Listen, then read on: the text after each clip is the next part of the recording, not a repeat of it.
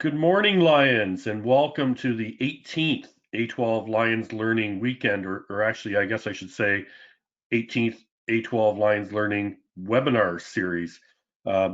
These are challenging times, and we need to get through it, and we still need to have a sense of normality and can still continue to do the same things we did before. So today would have been the kickoff of the District A12 Lions Learning Weekend, and District Governor Jamie insisted that we keep on trucking and keep on moving and doing things the same that we would have done before, but maybe not the same, but just a little bit different. So we're pivoting from a face-to-face training and networking experience, but instead we're going to try and work it out as a webinar series. We had one the other night on My Lion, a couple of little technical challenges with the server, but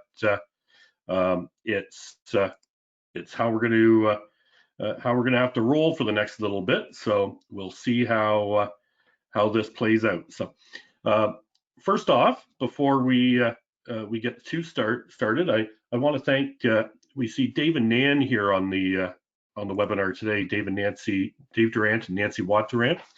And 18 years ago, they were instrumental in starting the Lions Learning Weekend in our district. And over the years, we have trained thousands and thousands of Lions, and those Lions have gone back to their clubs and trained thousands and thousands of other Lions as well. So it's a great experience, a great weekend, and I don't think that we would be able to be where we are as a district without the vision and foresight of Dave Durant and his leadership team 18 years ago.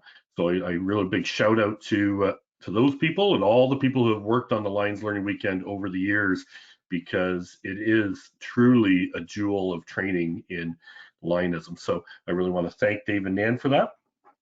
We'll start off quickly by just reviewing some of the interface on the GoToMeeting and GoToWebinar system. So over to your right, you'll see a pop-out panel, and it's got a small orange arrow at the top. If you can't see the panel, just click that, and it will bring it back and forth from the side of the screen. You can lock it in there, actually, if you click under Options, I believe, or maybe it's under Files. Sorry, it's under View. You can unselect Auto Hide the control panel, so that control panel will stay out if you wish. So when you logged in, you had a choice between using computer audio or phone calls. So if you select phone call, you'd get a PIN number that you'd be able to dial in and use audio. So if you're using your computer audio, it is recommended to use a headset and microphone versus the built-in speaker and microphone on your computer. It'll work a little bit better, but a phone call always works as well too, and you can get pretty good audio that way. Below that, in the bottom half of that panel, you'll see a question pane, and you can enter questions throughout the webinar just by typing them in, and there'll be some breaks in the action throughout the webinar, and we'll be able to answer those, and you'll have an opportunity to ask questions of Daniel and anyone else on the call. So make sure that you take advantage of using the question pane and really get involved and make this an interactive experience.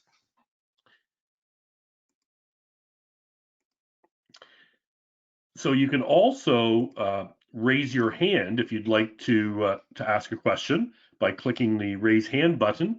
And when you do that, we'll be able to unmute you, and when time permits, we'll be able to, if you have a microphone, you can ask your question and interact directly with Daniel as well. So that's a great opportunity too. There'll be lots of time for questions at the end of the webinar, and as I said, there'll be some opportunities throughout to ask questions and so forth. So without further ado, let's turn this over to District Governor Jamie, who'd like to welcome everyone, and he's also going to give a little bit of an introduction to our presenter today, Daniel Elkins. So, Governor Jamie. Thank you, PDG Lion Chris. Good morning, Lions family and guests from throughout our district and across North America. Welcome to the first ever District A12 online version of our Lions Learning Weekend. Thank you for joining us this morning. With the current pandemic forcing us to self-isolate, we felt that this may be a great format to embrace in order to administer our Lions Learning program. It is indeed an honor for me this morning to introduce our keynote speaker, Lion Daniel Elkins. Lion Daniel and I met at the ELLI Institute in Denver just 2.5 years ago. He gave the most passionate speech about Lionism that I have ever heard to this day. I later learned that he had only been a Lion for 7 months, but had already sponsored 35 new Lions. Lion Daniel Elkins is a professional drug prevention specialist and community mobilizer who serves as the director of the Bellevue Prevention and Outreach Center. It specializes in creating youth leadership programming by teaching strategic thinking and servicing learning. Lion Daniel is also the charter president of the Belafonte Lions Club in Delaware, the newest and fastest growing club in District 22D, and perhaps North America at the very least. What began as a branch club with just 5 members has now grown into a club with over 100 active and energetic Lions. Lion Daniel is also the club organizer and guiding Lion for the first cyber drug prevention specialty club in the association. Lion Daniel has given presentations about strategic recruitment in many different districts, 2 US-Canada Lions Leadership Forums, and at the LCI convention in Las Vegas and Milan. Lion Daniel emulates Dr. Choi's theme of leading by example. He is a model Lion, a great advocate, and a true friend. The one flaw that I know he has is his inability to say no. For this, he has been extremely busy over the past 2 years, and we are grateful that he is able to join us this morning. Lions family, please join me in welcoming Lion Daniel Elkins.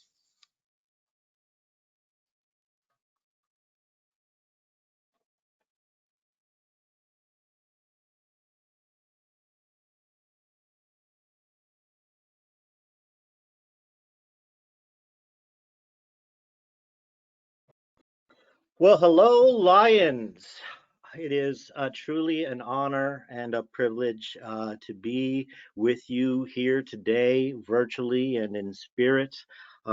This is such a wonderful thing to be able to see Lions from around North America rising above the current situation and still finding ways to connect to each other in fellowship and learning. If this were the normal convention, we would be beginning with an invocation at our meals. So PDG Chris, if you could play the first video, because there's something that I'd like to share with everyone on the line, and it's a prayer for these times.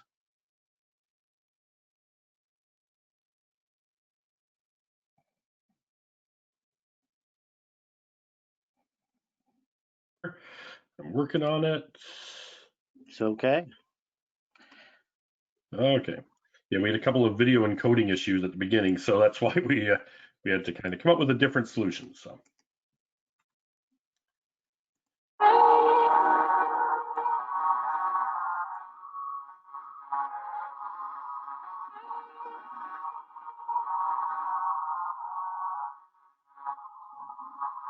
Holy One, gift us today with the courage of our convictions.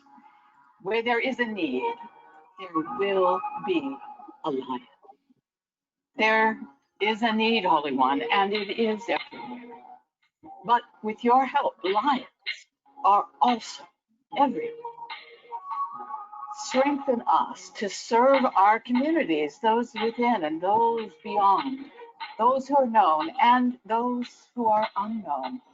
for all are precious in your sight.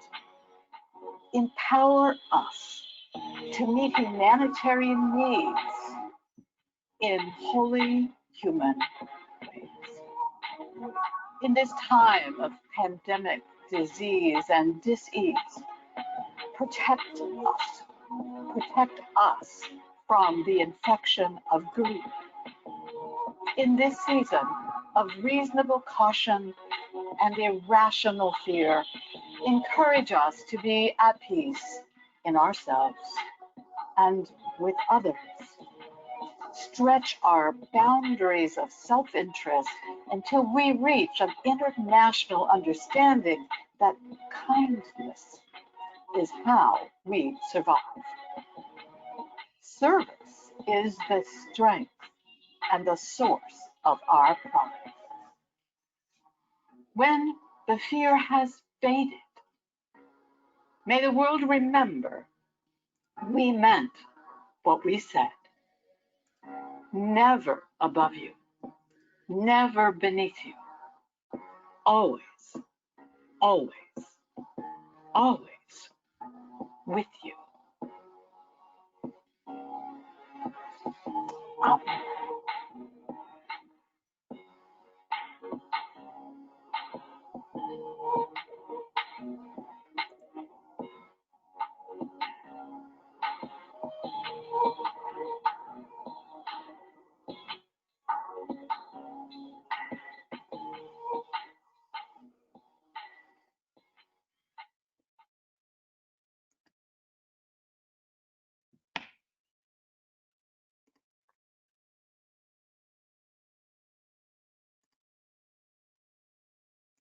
Hey, Daniel, I'm going to make you put it back to you. No, not yet, but I would like to begin by saying, my brothers and sisters in service, we are gathered here today in Lionistic Fellowship to discuss issues that are important to the soul of our association. We are going to talk about how to educate, how to enlighten, how to empower and energize our clubs, our districts, and the entire association by taking up the altar call of service to become knights of prevention and education. Now, there is a darkness that exists in this world. And today's presentation has been specifically tailored to our Canadian audience, but it is an issue that is worldwide. And the question that I would like to pose to you at the beginning of this is just to think in the back of your mind, what would be possible if the world's largest service organization stood up and was ready to answer the call to serve this need? And if you could play the next video, please.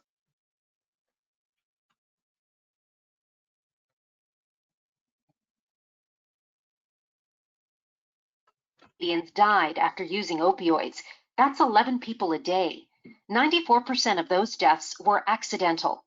Most of those, 73%, involved some form of fentanyl. 77% of those who died were male, and 27% were between 30 and 39 years old. Accidental fentanyl-related deaths have increased by 16% since 2017 and have doubled compared to 2016.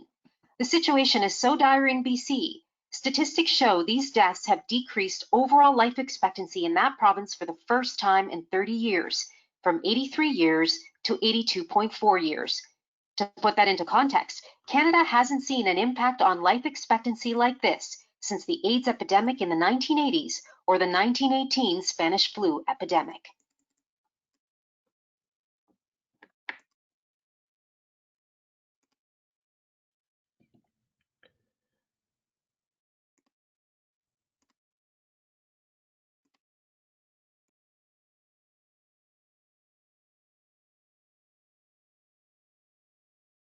Daniel, over to you.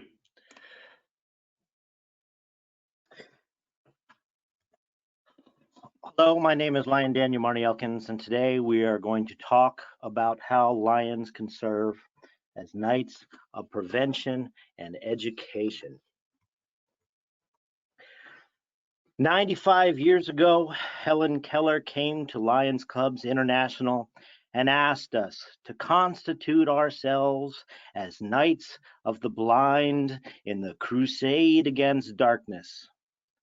Lions answered that call and rose up to become a global force for good and champions for the visually impaired.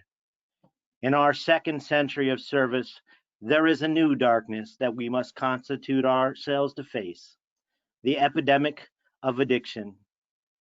Using the tools provided to us through programs like Lions Quest and through forming community partnerships with organizations and agencies dedicated to educating, empowering, and uplifting the youth, it is time we dedicate ourselves to becoming knights of prevention and education. Our goal should to become the virtual village that allows us to raise the next generation so that they make responsible decisions, they value service learning, and that they lead drug-free and healthy lives. As Lions, we can share information and resources so that we can reach out to people in need in our local communities and throughout the world. There is a need. Where are the lions? So we are going to begin today's seminar by addressing the opioid crisis and start from a place of learning, from understanding, but end with a call to action and with very specific steps of what you as Lions can do in your communities to answer that need. To start, we will be looking at what is the scope of this problem. What are opioids and how are they misused and how do they affect the human brain and body? And we will end with what is being done and what can we as Lions do?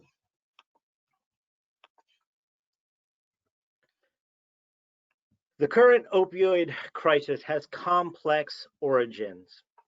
There are many factors that led to this. A misunderstanding of the addictive risk of prescription opioids. There were psychological, social, and biological risk factors, everything from genetic, mental health, early life experiences, trauma, poverty, lack of secure housing, and other social determinants of health. There is a stigma surrounding substance use disorders. There are frequent high dosage prescription of opioids for pain relief. This is an epidemic that oftentimes begins in a doctor's office. There is lack of information on or access to alternative treatments for pain. There is use of prescription opioids by individuals to whom they are not prescribed, such as friends and family members. There's lack of access of prescription opioids that leading to illicit opioid use.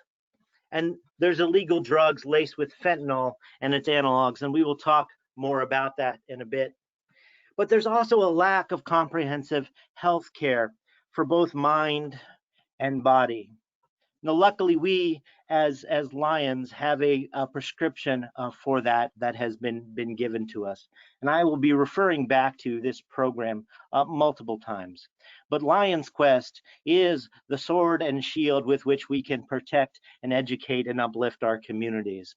Now, I'm lucky to be talking to Canadian Lions who have an intrinsic understanding of what that program is. And I think in part that is because you have the Lions Quest Canada office, which was formed by Lions for Lions. So you understand how Lions can be involved in the process right from the very beginning.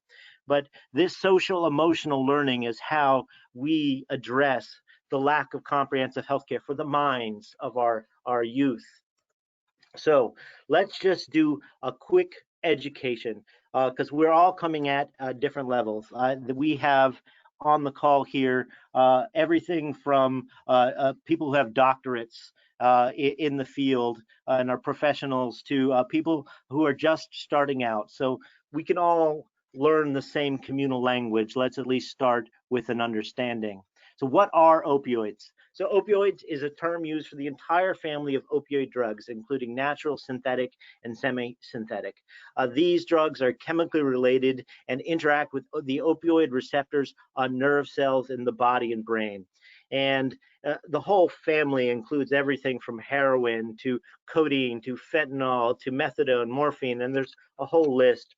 Here's actually some pictures of, opioids are made from the opium poppy plant and or artificially produced to have similar effects. It's important to know that opioids refer to the synthetic and or organic drugs. Opiates are the organic drugs only. How did we get here? From use to abuse. Prescription drugs. As I mentioned earlier, this is an epidemic that in many ways began in our doctors' offices.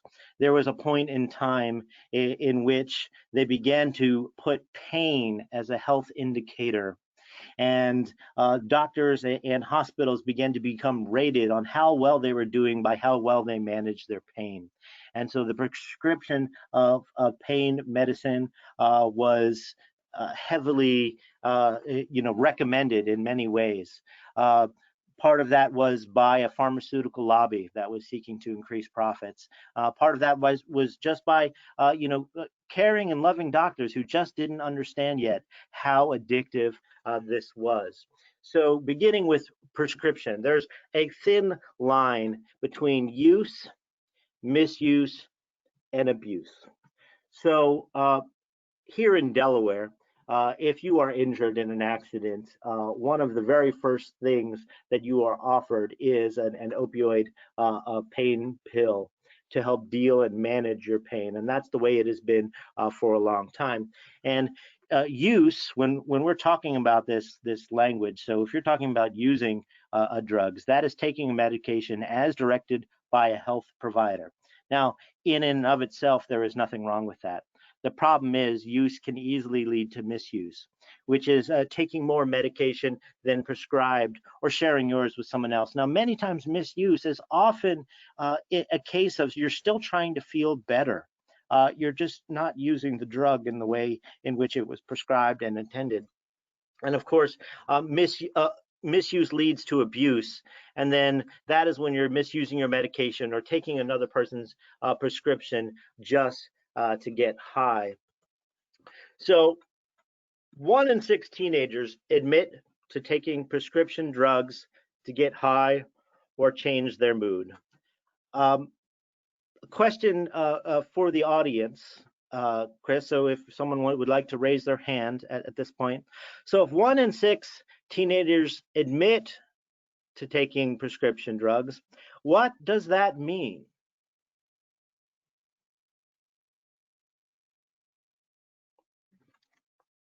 Okay, we have Debbie McGinley. I'm going to unmute her.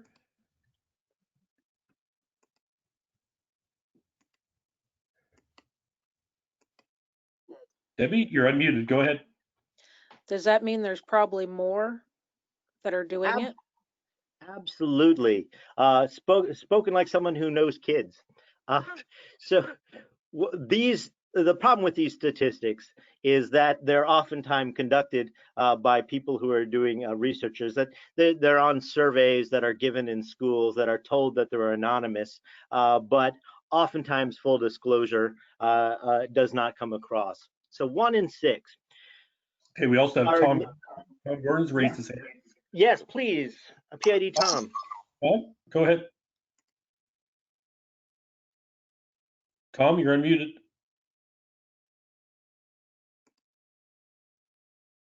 I see I'm unmuted, but your voice goes really strange, Chris, when it comes on the screen this way. Anyway, I know Daniel's figures are American. I don't know if Canadians would be relatively the same. I don't think they'd be a whole lot different, but certainly kids will admit to things because it's cool as well. So I don't know if that evens out the situation.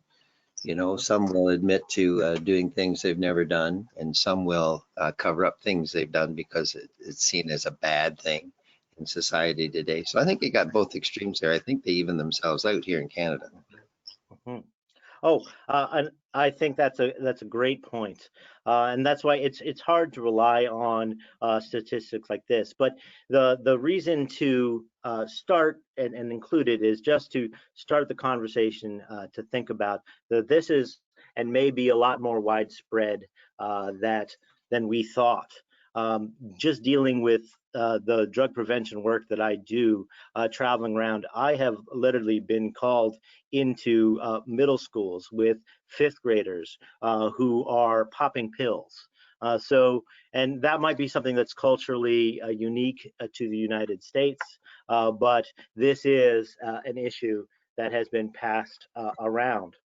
Overdoses involving prescription painkillers are at epidemic levels and now actually kill more Americans than heroin and cocaine combined. Now, don't worry, we have a whole section dedicated to the Canadian statistics, but I'm just beginning to draw the scope of what this problem might be.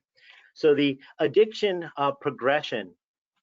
So alcohol, marijuana to heroin. How do you get there? Now, everyone is probably familiar with the gateway drugs terms, but it used to be less common in the past, right? However, now pills provide an additional rungs in the ladder that lead on that progression to an addiction. In many ways, there is a pill for every ill in today's society. When you talk to youth and ask them, how many of you take pills on a regular basis that have been prescribed to you? And even if it's Ritalin or things for ADD, ADHD, all of those types of drugs, the concept of taking pills has become normalized. So because of which the progression to more addictive drugs are now more likely. So 50 to 75% of people using heroin started by misusing opioid pills. So that's half or more that actually get to the point where they do the progression from starting with the pill, and then pills become harder and harder to find. And it's actually easier in many communities to find heroin than it is to find legitimate prescription pills.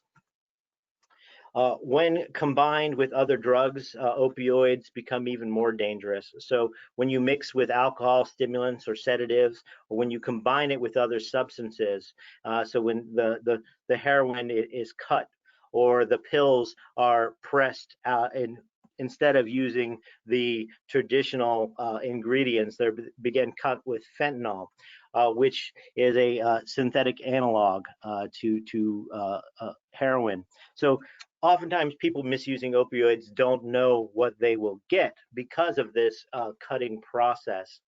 Now, fentanyl is a synthetic opioid approved for treating severe pain, such as advanced cancer pain. Unfortunately, illicit manufactured fentanyl is the main driver of recent increases in synthetic opioid deaths. Once again, numbers from the United States. However, we will get to the Canadian section. This is the scope here. So there's been a 264% increase from 2012 to 2015. Fentanyl is 50 to 100 times more potent than morphine. And this is become a huge problem. And let me just sort of illustrate very quickly. So you have two vials. On the left is heroin, and on the right is fentanyl. So a lethal dose of heroin, equivalent to about 30 milligrams, is enough to kill an average size adult male. A lethal dose of fentanyl is about 2 to 3 milligrams. And when you start to talk about carfentanil and some of these analogs to fentanyl, it's even less. So a fatal dose of something can ultimately be a single speck, almost a grain of salt of a substance is enough to kill. Let's put that into perspective. So on January 31st, 2019, The Arizona Border Patrol seized 254 pounds of fentanyl from a truck carrying cucumbers. That's enough fentanyl to kill 115 million people.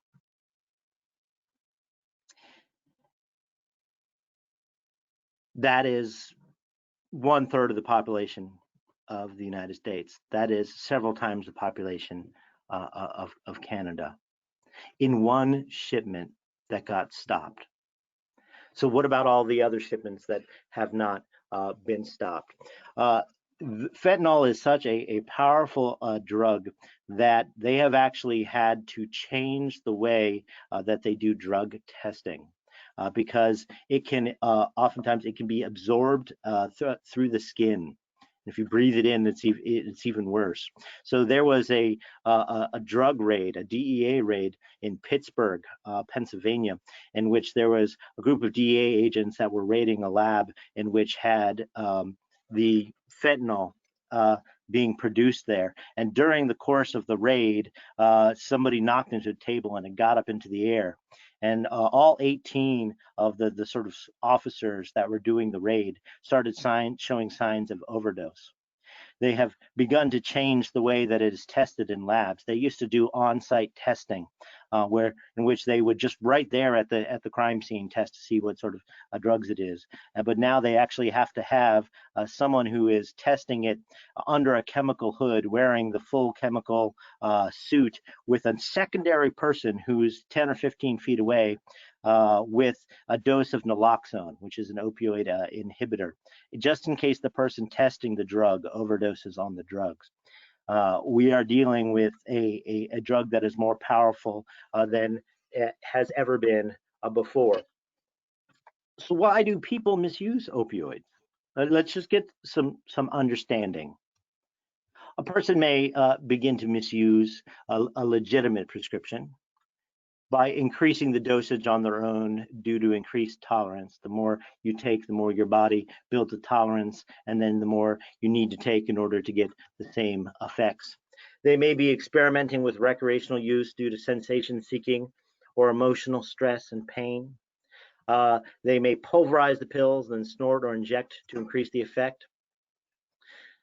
Why do people keep misusing? Well, the body adapts to opioids. It no longer experiences euphoria. And once you have become addicted, stopping use results oftentimes in withdrawal. In the first 24 hours, muscle aches, restlessness, anxiety, teary eyes, runny nose, excessive sweating, inability to sleep, yawning. In the next 48 hours, diarrhea, abdominal cramping, goosebumps, nausea and vomiting, dilated pupils, blurry vision, rapid heartbeat, and high blood pressure. Oftentimes, there is a relapse. So using opioids after a period of abstinence, where people fall back in to the patterns, whether or not that is due to attempting to avoid the withdrawal pains or just because they are surrounded by other people and they're just in a scenario where it becomes more likely. So PDG Chris, if you could load up the next video at this point.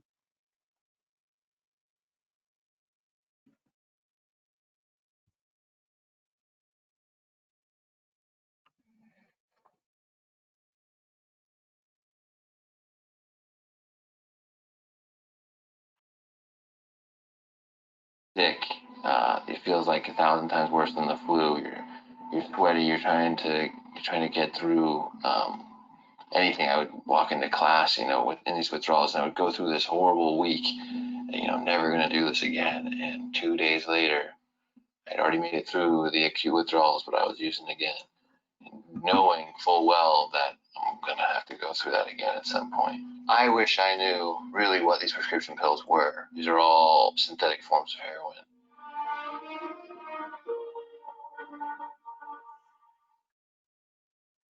So there you have just a small testimony from someone who knows what it is doing to them, and yet still continues. If I could have the screen back, sir. Hey, go ahead.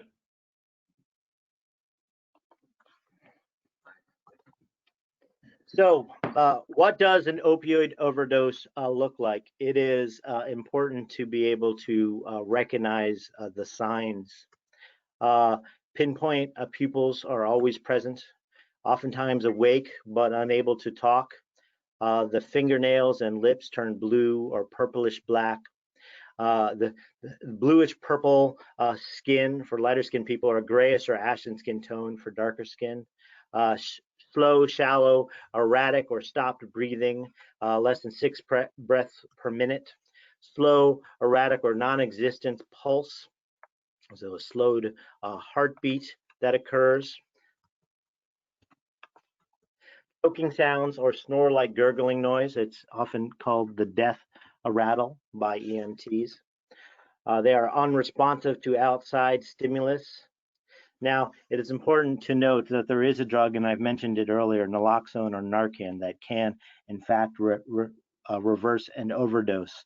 That Narcan and naloxone training is actually something that here in Delaware, our Lions have begun to participate in.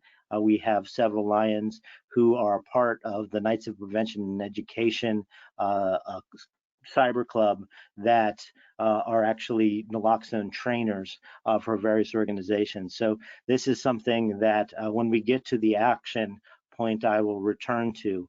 But naloxone Narcan is a drug that could actually help Lions save lives if they have access to it.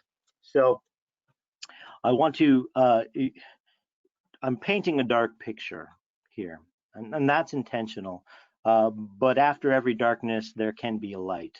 But I just want to make the full scope of this clear. So if you could play the next video of how a life can be changed in an instant.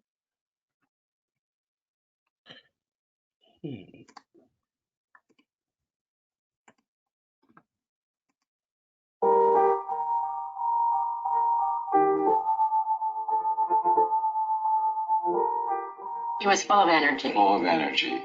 Loved to wrestle and goof around. Play. He was very lighthearted, fun child. I didn't know what he was taking. It was 220. And so the addiction is so strong. Some kids don't know how to handle it.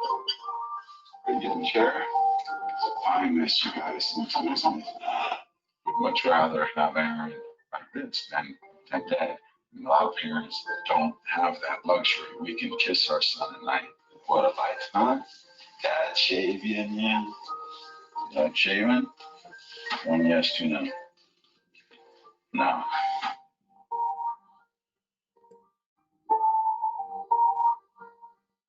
The worst consequence is death. Other consequences are, like Aaron, trapped in your own body, alive, but still unable to communicate the way that you would hope that you could. You also lose all of your hopes and dreams and things that you wanted to accomplish in your life. You can help. Did you ever think anything bad would happen taking prescription pills, Aaron? 1 for yes, 2 for no. No. Help save kids from prescription drug abuse. Secure your medications and talk with your kids. Visit DrugFree.org.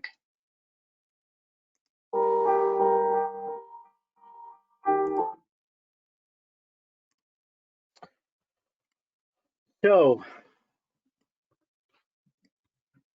let me show my screen and then resume slideshow. What's happening specifically in Canada, the opioid crisis at home here? So this is just a look at from 2016 to 2018, the first 3 quarters of 2018, the number of deaths, the quarterly numbers. So you are looking at 716, 671, 694 per, up to the largest is what is it, 1162. In Lionistic terms, those are entire districts per quarter. that are dying as a result of the opioid epidemic. So here is a list of the 15 cities with a population of 50,000 or more with the highest rates of opioid poisoning overdoses in 2017. So you can see the age-adjusted rate per 100,000 in 2017, and the larger the dots. So you have Brantford, you have Kamloops, Victoria, Prince George, Grand Prairie, Red Deer, Medicine Hat. It is all across throughout the provinces. Opioids poisoning hospitalization rates in smaller communities were more than double those in Canada's largest cities, 2.5 times. And this is something that often defies expectations. People think that the opioid epidemic is something that exists primarily in the large cities, but oftentimes it is the rural communities that experience it the most. 17 Canadians were hospitalized every day for opioid poisonings in 2017. Was a 73% increase the rate of emergency department visits for opioid poisonings between 2016 and 2017, and a 30% increase rate of opioid poisoning hospitalizations for men aged 25 to 44 in Canada between 2016 and 2017. So between 2016 and December of 2018, there were 11,500 Canadians who died from opioid-related deaths. In 2018, which we saw the first 3 quarters of, it got up to 4,460. So one life is lost in Canada every 2 hours to the opioid epidemic. So at 8 o'clock this morning, P2G, Chris Lewis and I began a practice for this presentation. And in 18 minutes from now, it will be 2 hours that have passed since we started prepping for this. So the statistics show that in that time, there is 1 less Canadian alive. The need is here. The need for us to answer this epidemic. What can we do? What are the things that we as Lions and we as individuals can do within our communities to help address this need? First and foremost, we can protect our families by talking. Kids who learn about the risks of drugs at home are significantly less likely to use as those who don't. We can offer advice and guidance. We can show concern rather than anger, and this has to do with the issue of stigma surrounding opioid abuse. If we answer addiction with anger, we are making the wrong choice. We can ask open-ended questions to get information from our family members, and we can work to understand the teen's point of view. Most important is to keep talking no matter what. Now, at this point, I'd like to just quickly return back to the Lions Quest program about social and emotional learning. So we need to begin to learn the skills and teach the skills that will allow this dialogue to be possible. And Lions are uniquely positioned in the world to be able to respond to this epidemic because we have this tool at our disposal that actually can equip us with the language of responsible decision making and how to teach youth to be in touch with their emotions and all of these aspects that can be learned. And it is important, I think, not only just for the youth to learn this program, but for we as Lions to learn the language of this program. It's not enough just to be able to say, yes, here's this program and it's going to be offered at our kids' school. We, I think, as Lions, all of us could learn by going through the Lions Quest curriculum ourselves, going through it with our families, especially in this time of social distancing and isolation, when so many youth and children have begun to go to remote distance learning. Now, thankfully, Lions Quest Canada has the digital resources to take this program digital. So that's something at some point we can return to that conversation. So we can begin by talking. If we are going to get serious about protecting our family, it is important to know a couple of statistics. So use of alcohol or other substances before the age of 15 versus if they start later in life, substance abuse disorder addiction is 5 times more likely if they start using before the age of 15. So the longer we can push back the onset of initial use, the better. Each year of delay in a teen substance use, the risk of lifetime substance use drops 4 to 5%. So if we can get them into their mid-20s, the chances that they will leave a healthy and drug-free life greatly increase. It's important to recognize that self-medication can start with alcohol and other substances and lead to opioids. Now, in protecting our family, we also need to be able to monitor. And when I say family, I don't mean just the people who are living in our household. This is can be anyone in our community. The substance use abuse disorder is so prevalent that almost every person knows at least someone who has struggled with it, whether or not they have openly come out about it. So this could be someone in your church. This could be someone in your Lions Club that is going through this. So the more we educate ourselves and prepare ourselves to be there as a support system for these individuals in both the prevention and then also intervention to be able to recommend the needed resources to deal with it. So it's important to know that prescription drug misuse can start with sports injuries or dental work. I've heard just devastating stories.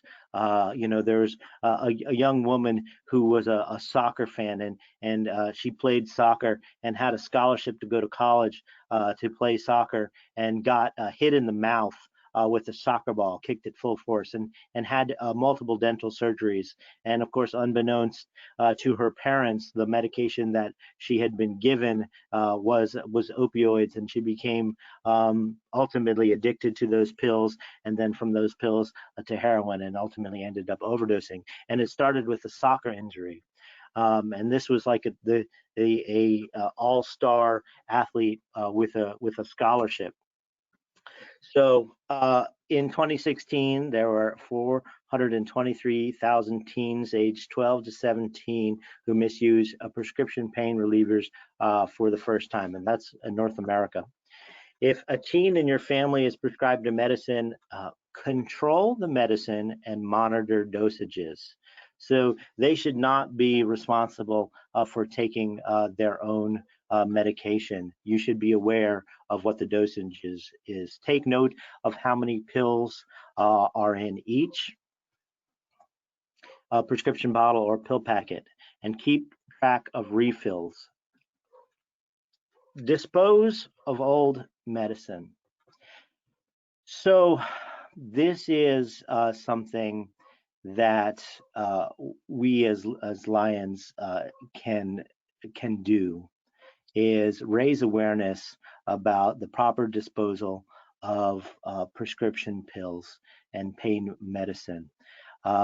Here in the United States, there are drives. There's there's quarterly prescription drug take-back events in which that Lions clubs like the Lafayette Lions in Indiana, the Belafonte Lions in Delaware have begun to partner with local law agencies in order to have drop-off sites where they pass around the information on a day in which there will be local law enforcement who will collect the pills and properly dispose of them.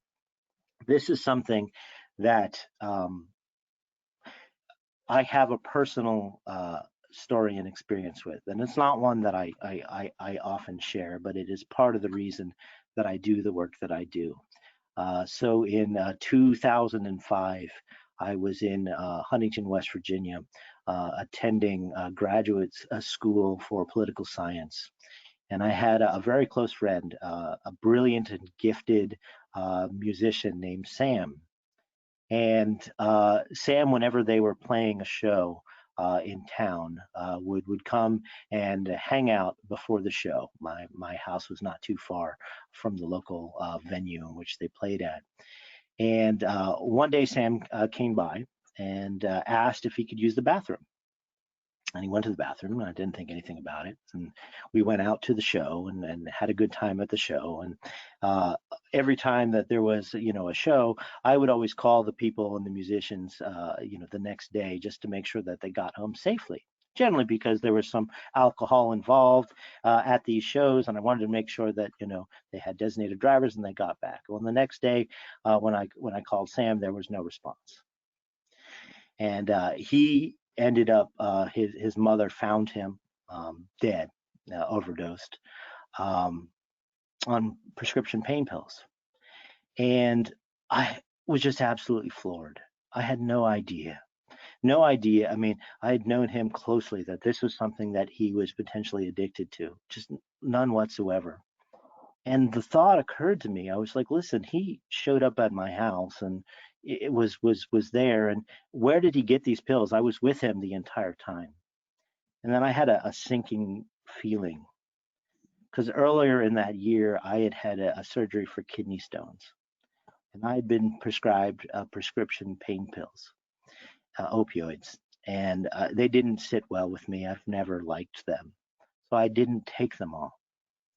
And I had a pill bottle that was in my medicine cabinet, and I went and checked on it, and the bottle was empty.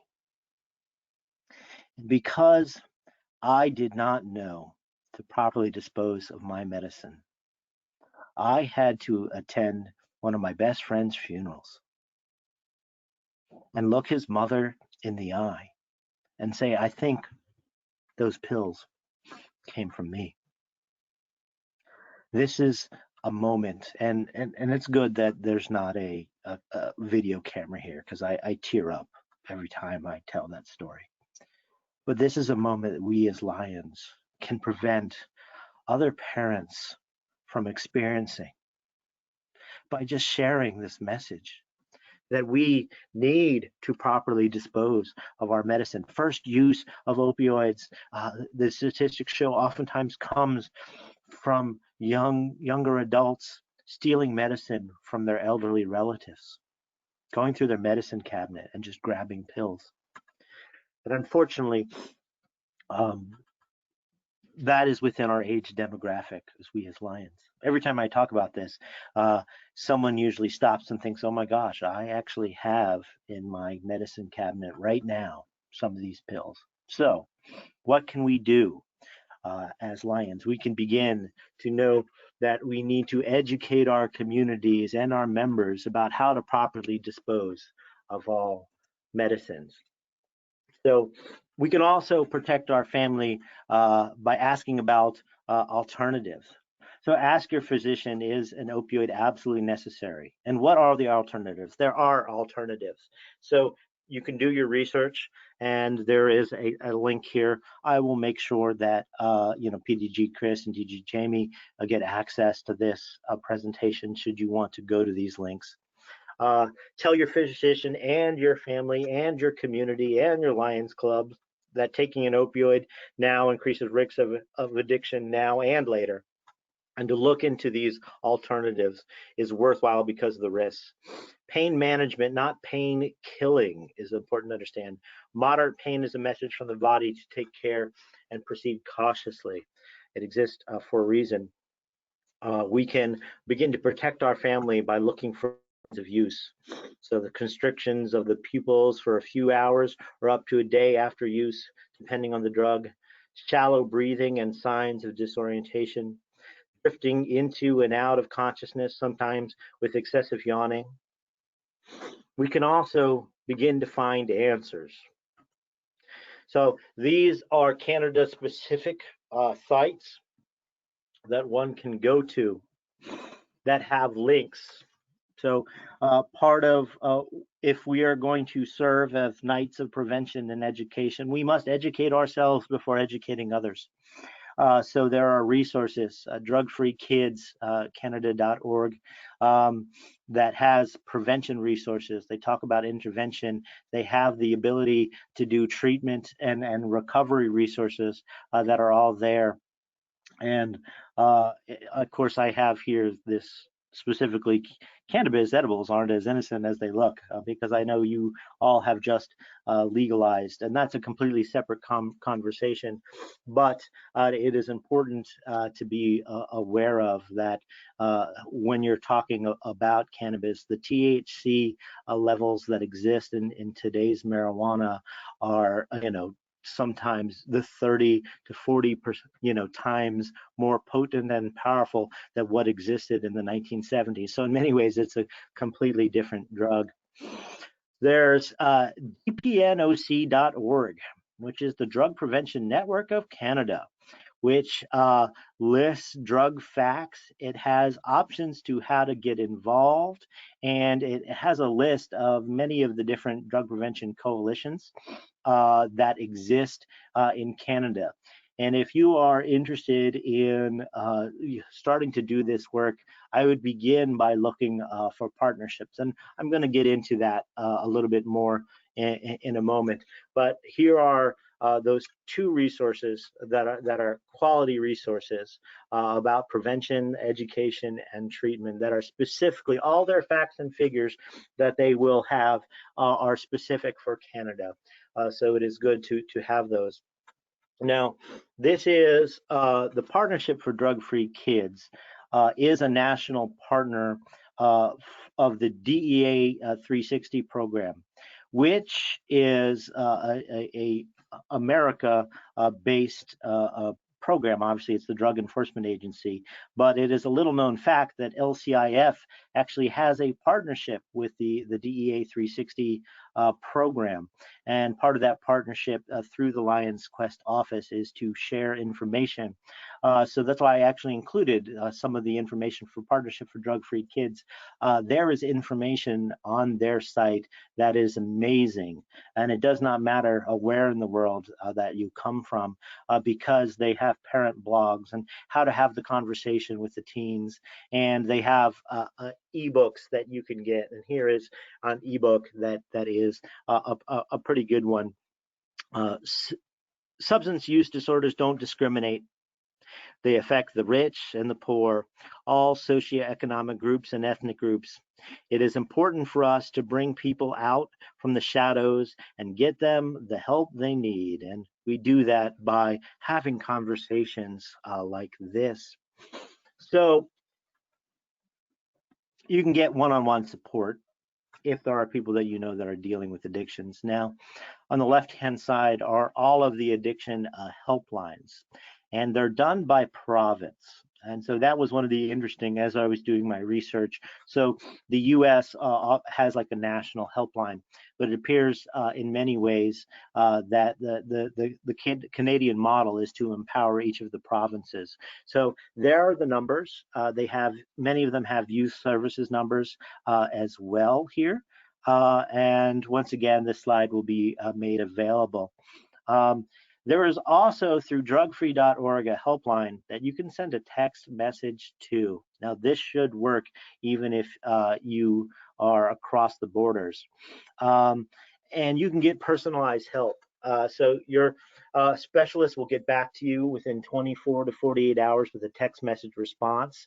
And if you have someone in your family that is dealing with addiction, they can give you specific information about it. And they are also on Facebook Messenger. Just in case the text message doesn't work, you can go to drugfree.org and be able to message people right away, and those specialists will help. They do what is called help and hope by text.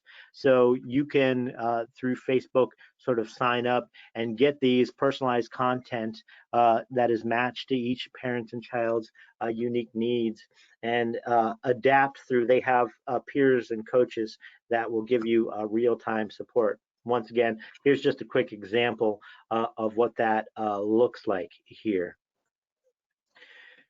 It is important to educate ourselves as to what are the resources in our community, because as Knights of Prevention and Education, having access to the knowledge of where to go and what to do, and then to be able to share that, is one of the most effective ways, especially even during these times in which we can't leave our homes due to the COVID-19 pandemic. We can still be sharing this information. And it is important to recognize that a substance abuse disorder and the negative factors that sort of surround that don't disappear just because we are going inside. I suspect we will be seeing an increase in substance abuse disorder. The more time people are sort of locked in place, the more likely they might be exposed to some of these negative influences, especially when, if it's in the home already. Parents or older brothers who are using. So it's important through treatment to know where someone can go who is seeking treatment, who can they or their family talk to. It is important for prevention to know what are the prevention programs that exist in your community. How can you support them? So just as Lions support other organizations and eye banks and camps, we can be supporting those local drug prevention organizations. It's important to know what activities and programs are available as alternatives for young people. Now, for the Lions on the call who have seen me present before about strategic recruitment and what our clubs do, my entire Lions Club is built around youth services. And it began with youth services to provide alternative activities to young people, to strengthen the protective factors by just sort of spending time with them. And it's an amazing thing. The more you get involved directly in your community, the more you begin to serve the youth in your community, the more the parents in the community are more likely to join your Lions Club. If you show parents that you are willing, that your club is willing to take time for their children, they oftentimes will be willing to take time for you. So advocacy, what organizations are working to change the policies in order to effectively respond to the opioid crisis. So all of these things, having a list of resources. So I provided a starting point with some of those, phone calls, websites, and places to go, but there's a whole list of things. So LCI has a community needs assessment tool that can be used to help identify what some of these partnerships are possible within your community. So what else can you do? You can take action and organize an event. So there have been several, there's now 3 that I have partaken in as a Lion, that drug prevention awareness events that have helped been sponsored by Lions for our communities. And I kid you not, when we first started talking about doing events for the communities, if I were to do a diabetes awareness event, I would probably get 5 to 10 people to come to it. But the moment we started doing as a Lions Club an opioid awareness event, we had lines that begin to go around the block, people looking for answers, people who were surprised that Lions were involved on this. So I would like to show you a video that is Lions helped volunteer for, helped produce. Many of the teens that you see in this video are actually members of our Leo Club. And so, PG, Chris, if you could possibly play that next video.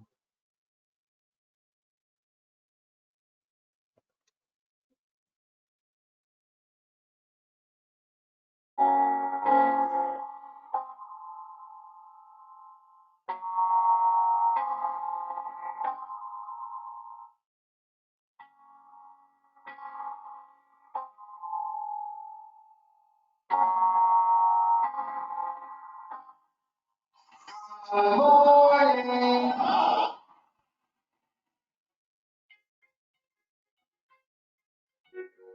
The Delaware Prevention Coalition would like to thank each and every single person and organizational entity involved in the production of the 2018 Delaware Teen Summit.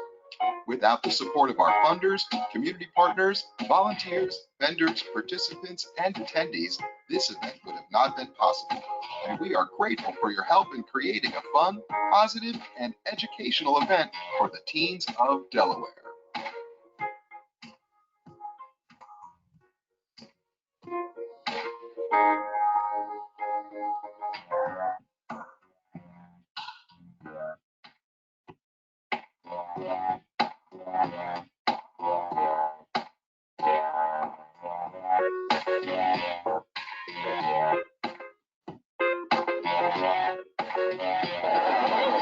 You're welcome.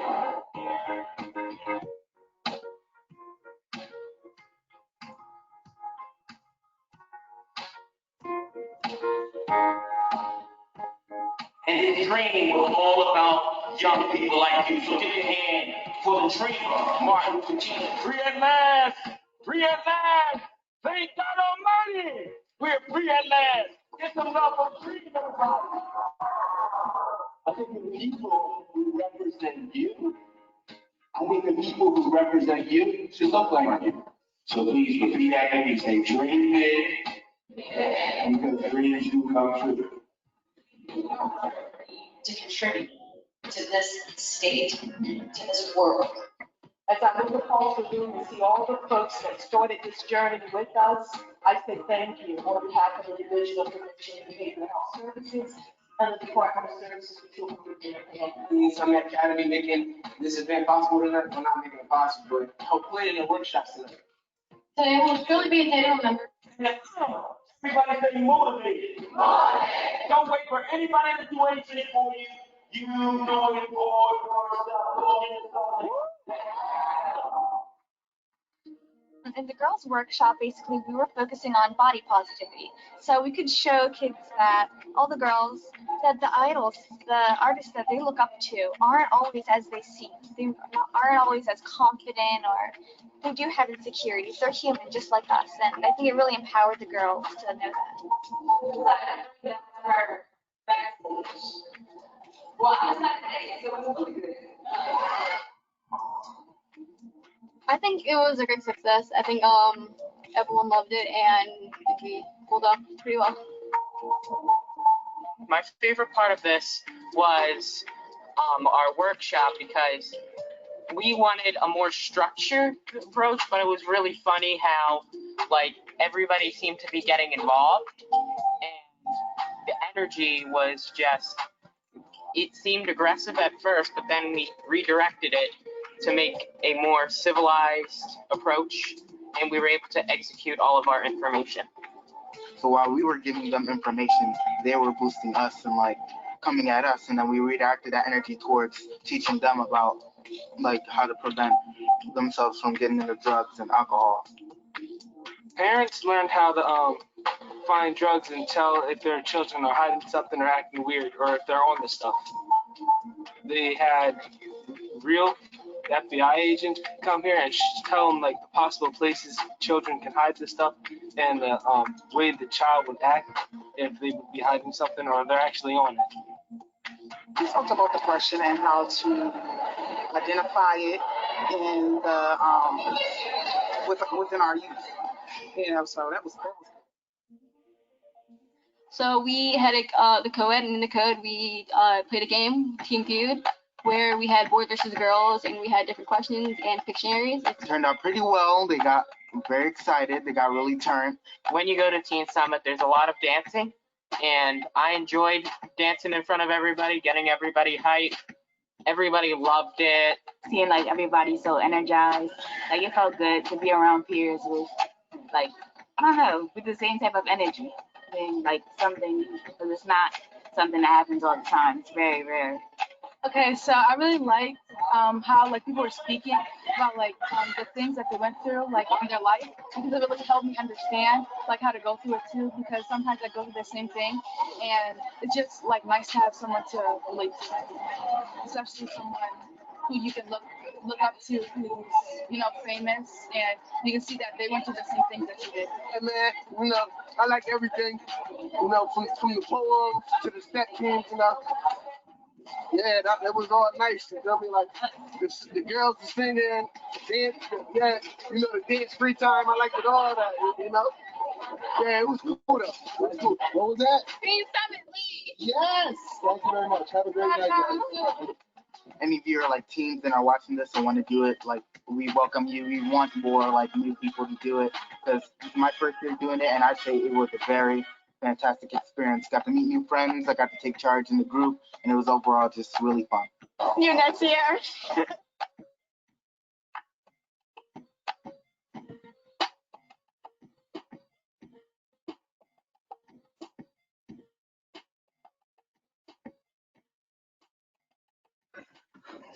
So the interesting and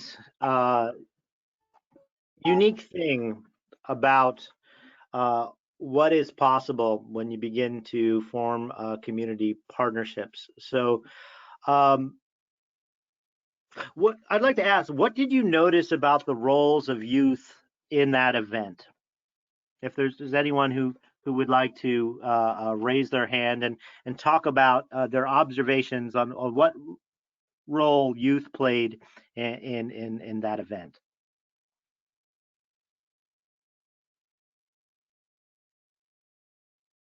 I'm just waiting for people to raise their hands. Okay, we have Len Day. I'm going to unmute him.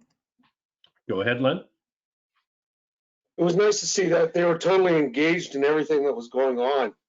It wasn't like they were being told what to do. They were actually participating and providing content.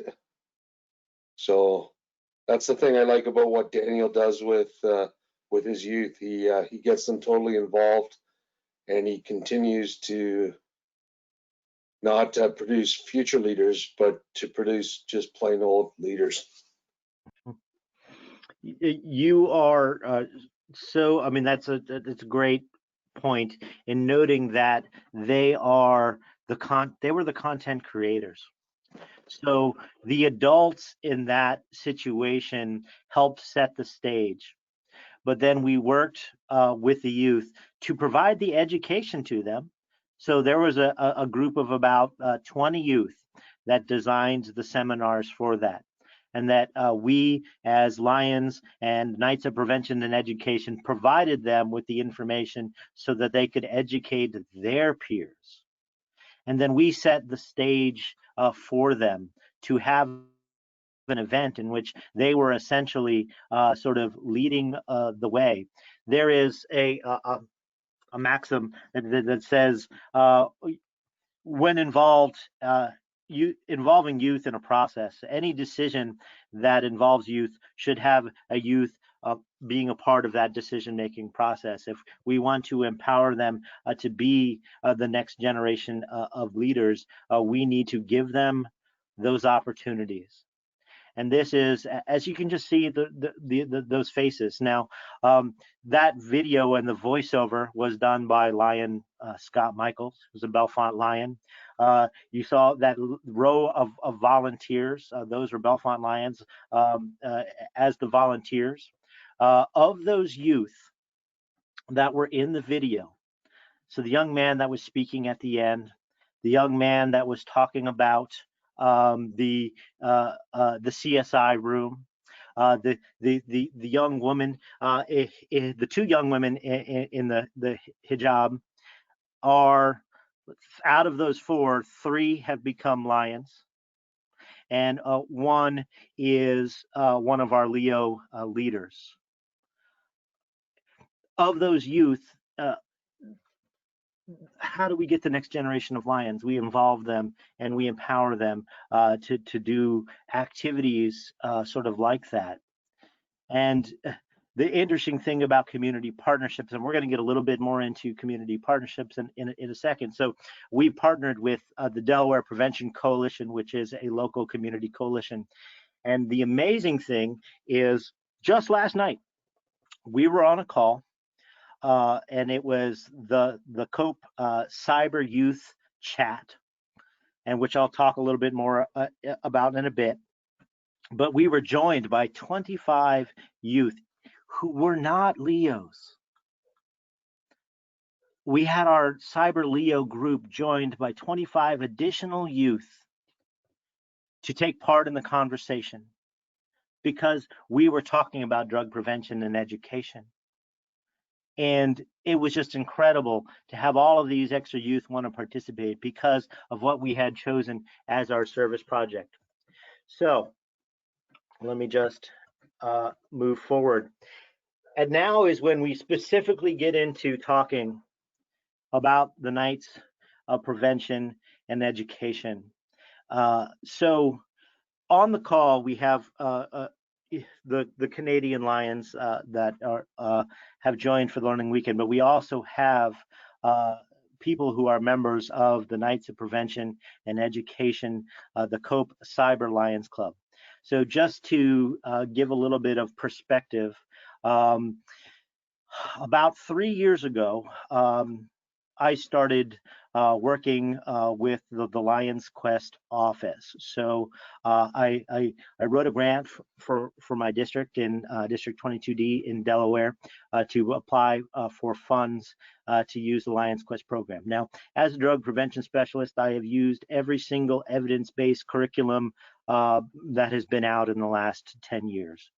And after becoming a Lion, I was exposed to the Lions Quest program. And I say this not as a Lion, but as a drug prevention specialist, that the Lions Quest program is hands down the best program that I have ever had the opportunity to get my hands on, because it involves community level conversations. It teaches service learning. It is the full package. And plus the potential, and in many ways, in some cases, untapped potential of having the program be connected to the world's largest service organization truly fascinated me on what could be done with that.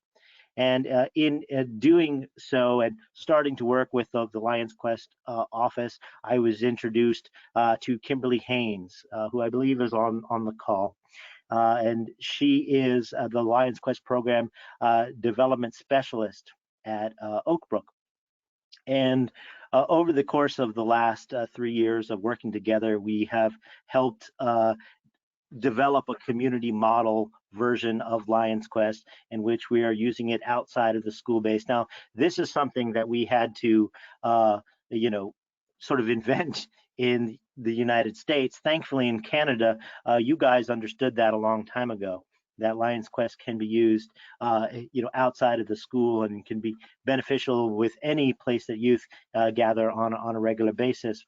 But out of these conversations of, could you have a way in which Lions could be more actively involved in this conversation, and could you put together a specialty club that could recruit a different type of Lion, that could recruit people who have a background in community development and coalition building, that could recruit people who are professionals in this field, that wouldn't necessarily join your traditional club. And as we talked, Kimberly sort of came to the conclusion that yes, in fact, she thought that was the case, and so I recruited her as a Lion, and she became the branch president of our cyber club, which at that time was a specialty branch of the Belafonte Lions. And then some amazing things happened in a short amount of time because we had dedicated ourselves to this particular cause. She was able to recruit some absolutely, fabulous and inspiring individuals from all across the country. You know, Dr. Marquita Robinson, who I think is also on this call, who is a professional in the field and is someone who has years and years and years of experience working in the community to help educate and uplift the youth, who suddenly potentially saw what could happen if the world's largest service organization could be turned into a prevention and education force for good. So as Knights of Prevention and Education, the challenge that we began is to try and form a virtual coalition. And so we began to recruit associate members, many of which are who are also on this call, people who are regulars of their traditional Lions Club, but they have a passion for this and wanted to join in this, you know, engaging in an evolving conversation about how we could do this. And it is my hope today that by the end of this conversation, that the seed can be planted for the potential for a COPE Cyber Canada club, because when you're doing community work, it is important to involve the people within the community, and you need to have the cultural competency necessary in order to address the Canadian substance abuse epidemic, which has different characteristics. As PID Tom you pointed out, you know, some of the statistics at the beginning that apply to America, there's a different cultural tones that need to be addressed. So is this something that could be replicated? Could you bring in those people, those Canadians who might not normally join a Lions Club, but they are passionate about drug prevention and education, that they could come to the field and increase our capacity to serve our communities? So how do we do that? Partnerships in action. So by engaging local clubs and community partners, by doing advocacy and education, by working with LCIF to apply for Lions Quest grants, and by helping do research and development. So, engaging local Lions clubs. Lions and Leo clubs are a diverse representation of the local community and fulfill the role of both community stakeholders and civic organizations in most models of collective impact. Now, on the right here is a 12-sector model. Now, if anyone was a part of the conversation that PID Jerome Thompson has been leading, the last webinar, they actually showed this, and this is something that I've been including in my presentations for the last 3 years. It is, if you are looking to build community partnerships, if you are looking to strengthen your club's capacity to serve, this is the chart of all the different sectors within a community that if you get around, sitting around a single table, if you get parents and businesses and medias and schools and civic and volunteer groups and healthcare professionals and state, local, and tribal government all sitting at a table, there's almost no problem that your community coalition can't solve. Local problems require local solutions. So when I began to recruit for the Belafonte Lions, and now as Kimberly has taken up the banner and far exceeded in a short amount of time what I've done, this is the model of what we look at when we are trying to strategically recruit individuals to join the conversation. So how can your local club do this? Local clubs are encouraged to advocate for the inclusion of drug prevention and Lions Quest activities in schools, homes, and communities through a variety of service activities and events. Now, I presented several slides ago lists of places where you could go to discover what drug prevention coalitions and organizations exist within your communities. Now, almost every model of collective impact that they operate off of has a room right there for civic and volunteer organizations. So they are desperate for volunteers. So my local drug prevention coalition, when I joined it, I was the only lion on the coalition. Now the entire coalition is made up of lions. And we are now operating, where we are beginning to write grants as a drug prevention coalition that is an extension of our Lions Club. And this is something that when you start to connect with professionals in this field who do this work, that began possible. So we can train, educate, and empower and uplift our Lions to do different types of service. So advocacy and education, Lions are encouraged to create opportunities with existing local, regional, state, and national meetings to invite speakers from the local drug prevention coalition or agencies or organizations to educate their club members and other community stakeholders about this issue. So on the right here, you have one of the first times within the United States there was a direct partnership. So you actually have, that's the U.S. Department of Justice, the Drug Enforcement Agency 360 program, and that is area leader Mahesh Chitnis. And now, at the time, he was District Governor Armando Guerra, but past District Governor Armando Guerra, who attended a DEA presentation and began the conversation of how can Lions sort of be involved in this. And it was an incredible thing to witness for advocacy and education. So area leader Mahesh has a connection with local doctors, and they had this incredible event at the New Jersey Performing Arts Center in which they brought all of these doctors together and to talk about pain management and how the opioid epidemic had emerged from within their field and how they had dedicated themselves to doing this. And you had Leos walking around passing out the flyers for this event, and it was Lions directly engaged as facilitators, facilitating the conversation. And it was just, you know, a wonderful thing to see that can be replicated. We can do information dissemination. So every fundraiser can be turned into an opportunity to disseminate important information about drug prevention and community education. If you're having a pancake breakfast, have a table to pass out information. This is something that I think should not only just apply to drug prevention and education, but could also be used for our, you know, diabetes awareness information, pediatric cancer awareness.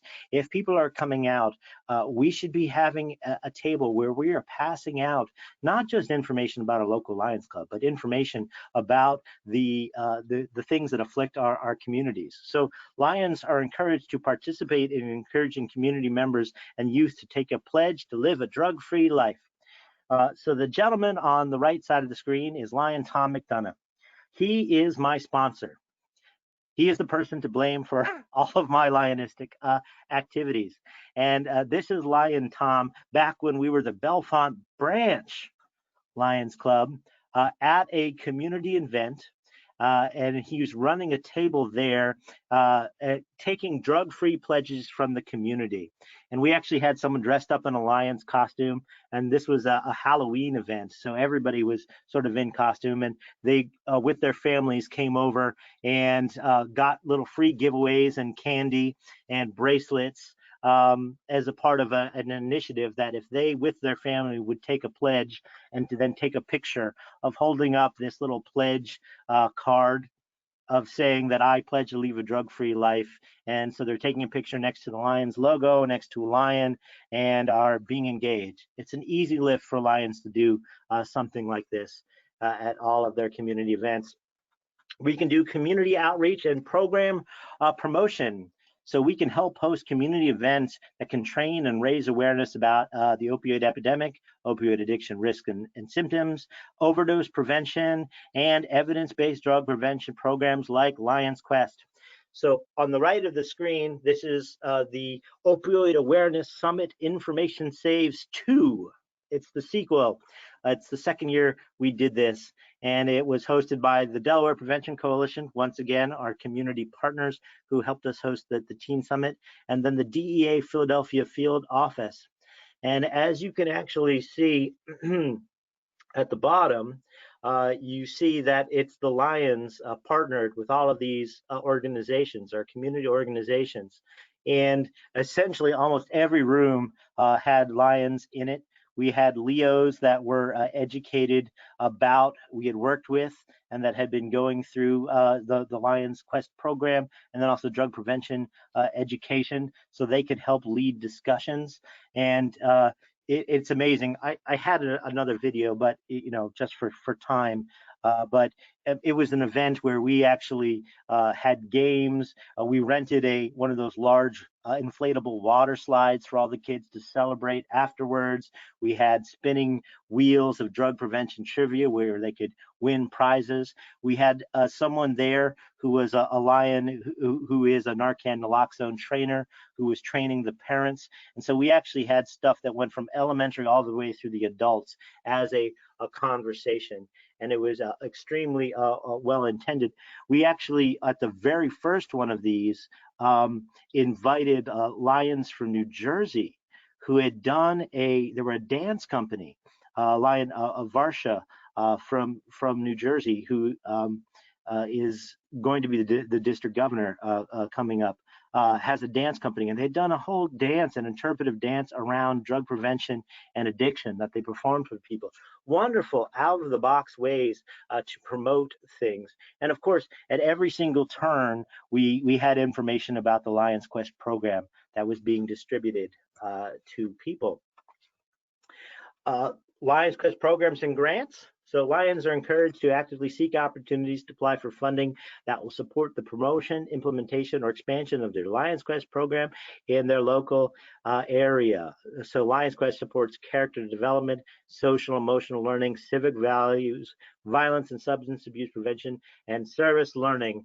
And here is actually a Lions Quest workshop from Canada.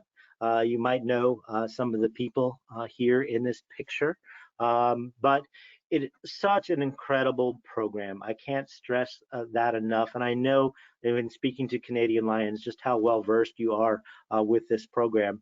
But it is something that I think we all could be involved in more. I really do believe that this is the hidden gem in our entire LCIF that we have that can help us raise the next generation of Lions. If we want them, we have to raise them. We have to teach them service learning. We have to teach these things. And so the challenge I have, and this is a question, I had a phone call, and I believe she is on the line now. I thought I saw at the beginning, but with the executive director of Lions Quest Canada. And as one of the things that we sort of talked about, why is it that every Leo club in the world is not using Lions Quest? I don't have an answer to that question. I think the answer should be, well, they're not now, but let's help them get there. Because even if they're just using the service learning journey portion of like the high school curriculum, the things in that can help train them to help lead their service projects even better. We have a built-in audience for this. And this is something that the Knights of Prevention and Education are beginning to explore with our Cyber Leo club. So that is just to put a pin in a challenge for the Lions of the world. If you have a Leo club, consider using the Lions Quest program with that Leo club to help empower them and give them the language necessary to inspire and educate their peers. And the great thing is, if you don't have a Leo club, perhaps using the Lions Quest program is a way to help form a Leo club. As I had mentioned earlier, we had 25 non-Leos join a drug prevention call with a whole bunch of Lions, and it was a fascinating moment. Everyone on the call was introducing themselves as, well, I'm Lion this and I'm Leo this, and I had to actually stop the call and explain, like, what Lions are. Because all of these people had just come to the table because we were talking about drug prevention. And then in doing so, learned about Lions. And that was an amazing thing. Here are some pictures of events that have been done in partnership. So this was also in New Jersey, but those are Leos from my Leo club who are there with the Drug Enforcement Agency. And then on the right is actually Dave Scrivenik, who's a New Jersey Lion, and members of his Lions Club, who the service they provided was coming out to a drug prevention youth event and doing eye screening. So the traditional Knights of the Blind becoming Knights of Prevention and Education in the same moment. So the COPE Cyber Club, and through now Lion Kimberly Haynes and the work that she is doing in both her professional and personal, her passion for this is looking for ways to take our Lions Quest community partnership and make a digital expansion. So she is starting to assemble a monthly coordinating call, and we had the first of those this past week. On that call were the Substance Abuse Mental Health Association, was the Drug Enforcement Agency, was several university researchers whose background is in evaluation, and then Lions all throughout America. So part of the challenge is, can we do this in other places? So can you take program and process-based assessment and monitoring tools and find ways to improve access to all of the resources that we have and adapt Lions Quest in a way during these times to be able to offer it in a digital setting? The strategies of sort of how we're working on that, we're taking the Lions Quest evidence-based SEL curriculum and activities and the service learning and focusing on social norms and school and climate culture and now home culture as well, since the home has become the school, and finding ways to take parent and community engagement and then train and do professional development and support for Lions, for parents, for local community agencies. And this is where it gets interesting, when you can start to recruit a different type of people who are professionals in the field that through their service can help educate and uplift Lions to a new way of understanding. So this is just an example of what a cyber club can do, and this is currently going on right now. This is the COPE Cyber Alliance project goals.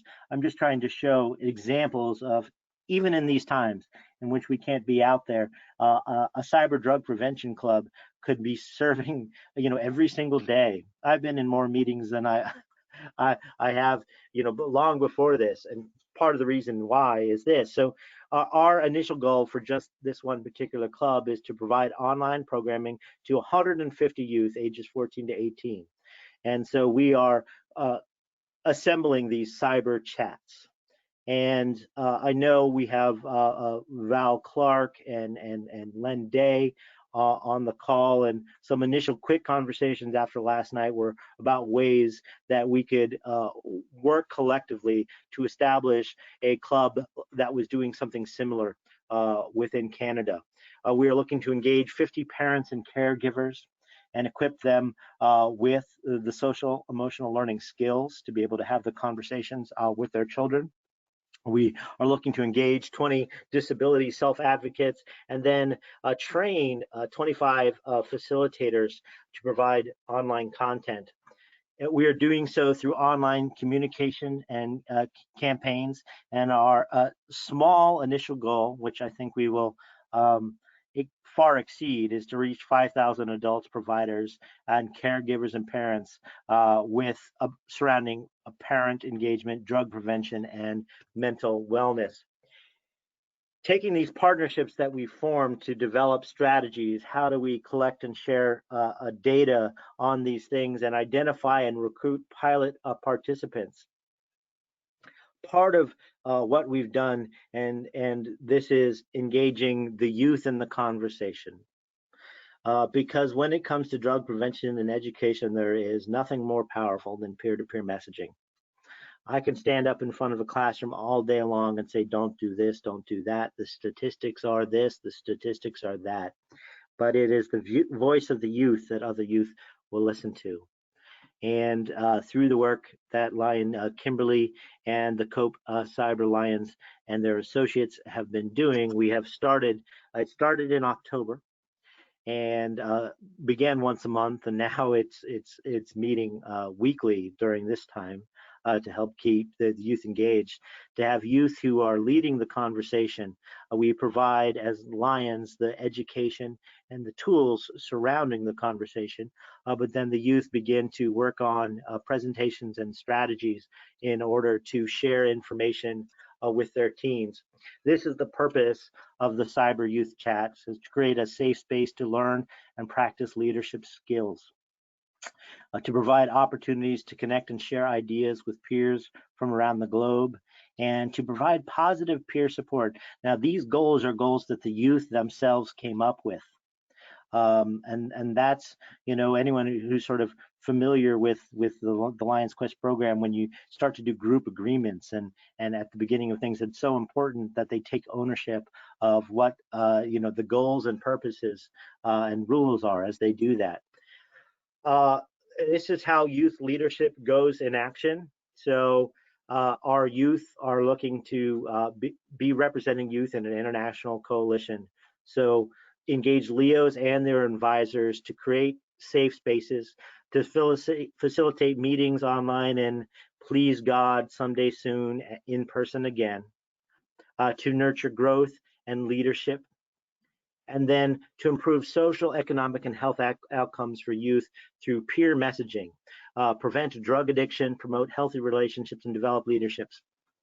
So an example of this service is we actually, through working with 4 Leo groups, 3 from New Jersey, 1 from Delaware, had a drug prevention lock-in where the youth came and they actually spent a night at a local community center, old school church lock-in style, in which we spent time using you know, lessons from Lions Quest and teaching them about the opioid epidemic, and then working with a Lions Scott, who is a local media producer, to have them record their own videos and PSAs that they could create to share with their friends to raise awareness about the issues, and then took all of the youth to what is called the Community Anti-Drugs Coalitions of America, a conference. There are similar conferences in Canada, but we took them all there to a national drug prevention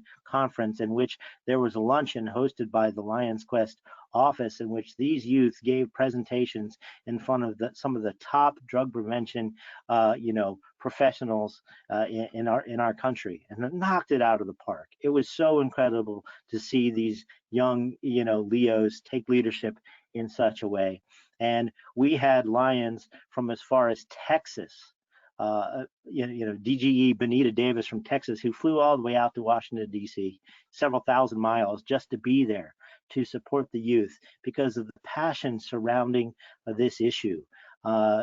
So I have sort of here another video, and if Chris, are you back?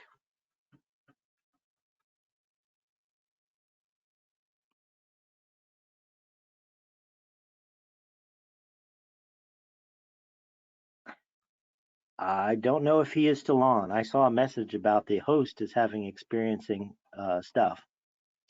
So you will be able to see the video from my side. The audio is not great, but I can show it to you anyway.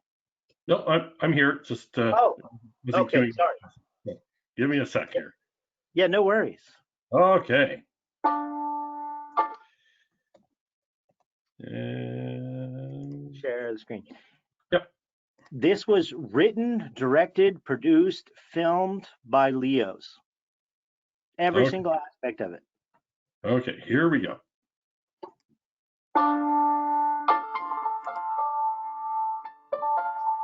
You may feel like there is no hope.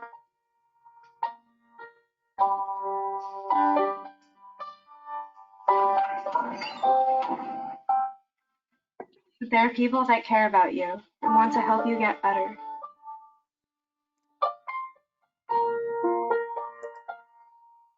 Mom, it's me. I have to tell you something.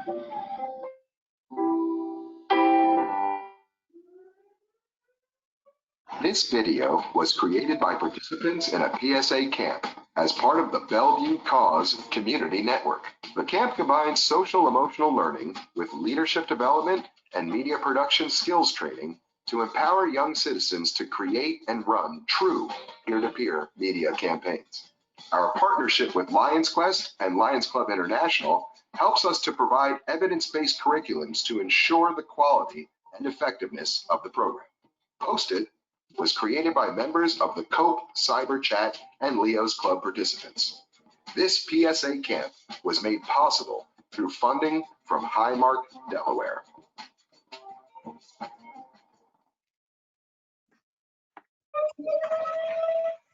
So I have to apologize. I live 2 blocks from a fire station, so you are going to hear that lovely fire call for another minute or so as they alert our community. So out-of-the-box ways of attempting to educate and empower youth to do this work.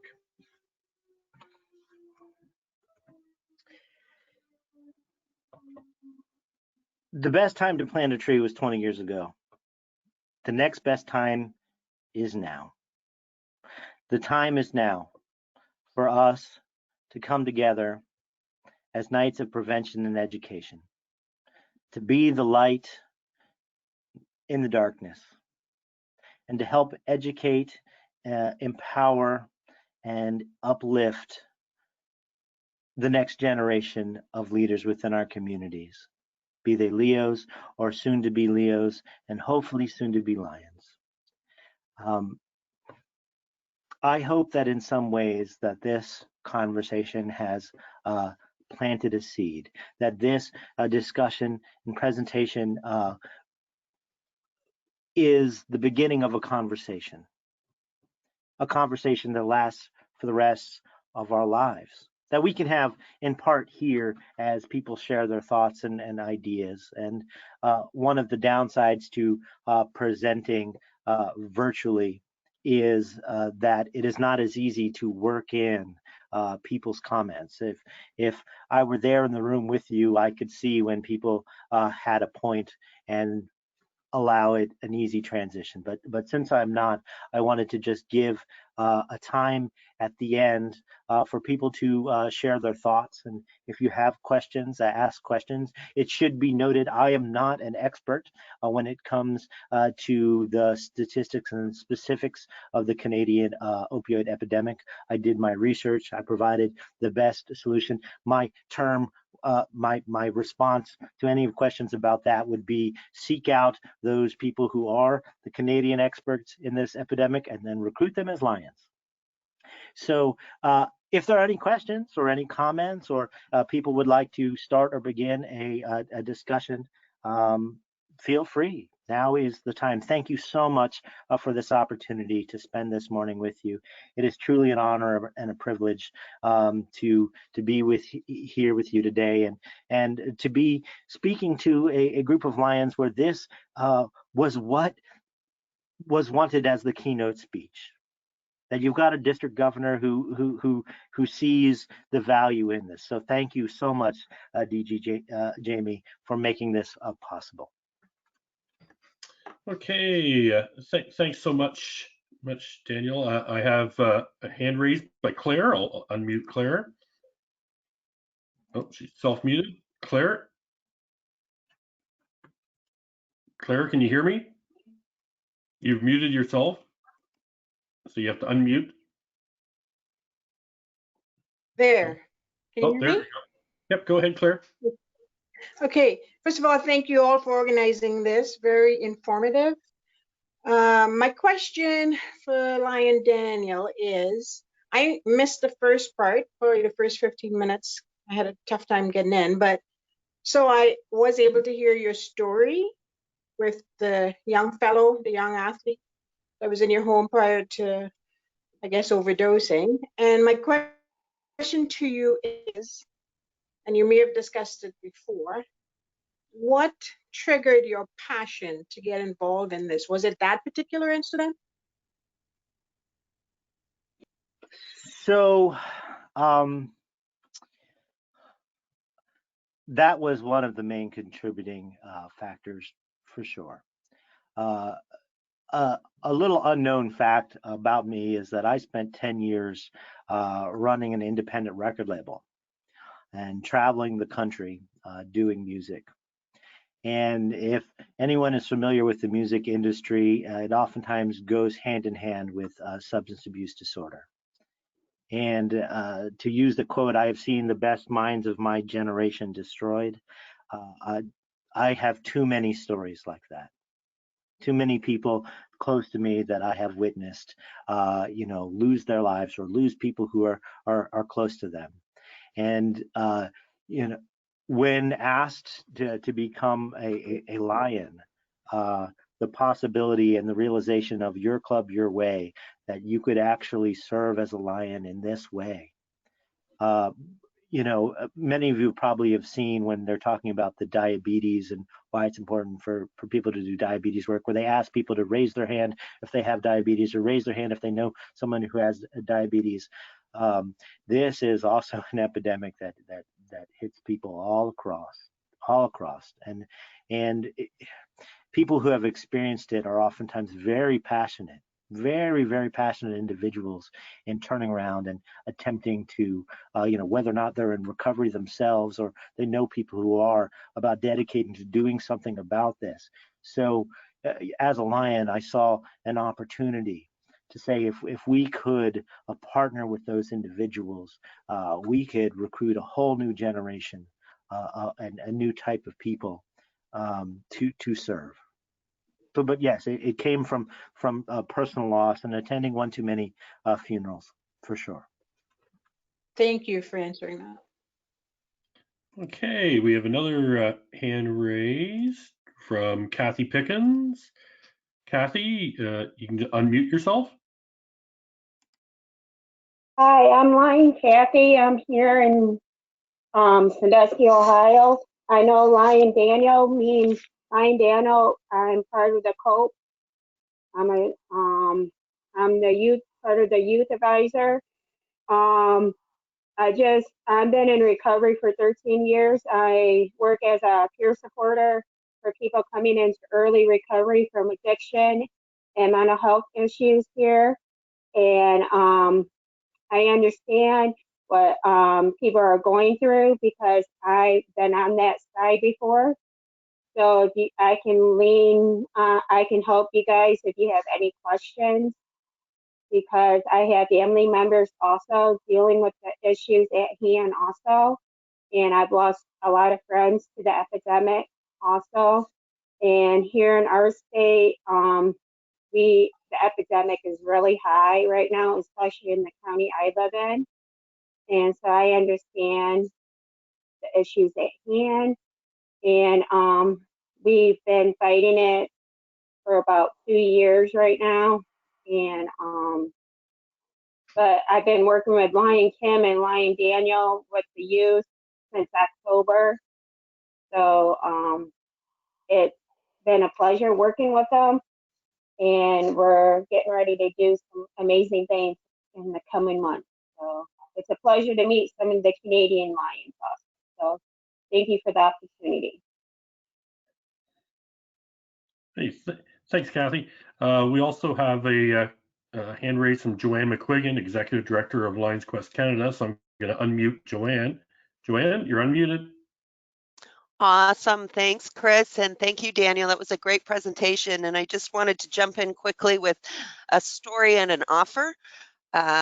First off, the story, and when he was talking about the teen summits and bringing young people together, there are many Lions on the line who know who I am and know the connection. But just to tell you the power of that, my involvement began as a young person because past International President Stan Akistam at the time invited young people from around the world to mobilize together to learn about Lions Quest. And that was 32 years ago, and I'm still here and still going at it. So when we do mobilize young people, we do get them sometimes passionately for life. So just a story to re-emphasize and reinforce that message, and also the offer that we are here. Lions Quest Canada is very excited about the potential of working more directly with Leo clubs. We've had little pockets of that happen in the past, but happy to help and support anything that you might want to do in your Canadian communities. give us a call. I did ask Chris, and he has indicated we hosted a webinar last week to provide an overview of the Lions Quest programs for those who may be less familiar with them and how they connect with the research on social emotional learning. So he's going to send that link out with the follow-up too. So for those who may be less familiar, because there are still many Lions out there who don't know a lot, you'll see that link coming. So just an offer and my quick story. Thanks, Joanne. We have a question from Mike Jansen. He's raised his hand. Mike, you're unmuted. Thank you. Good morning. Good morning, Daniel. Just kind of curious how far-reaching we're going to be on this presentation. I understand it's in Eastern Canada. I was invited by Val Clark and decided, yes, I would join this. Have we gone beyond Manitoba? Are we into Alberta? Have we involved Patty Hill in this? How long will it take us to get across Canada?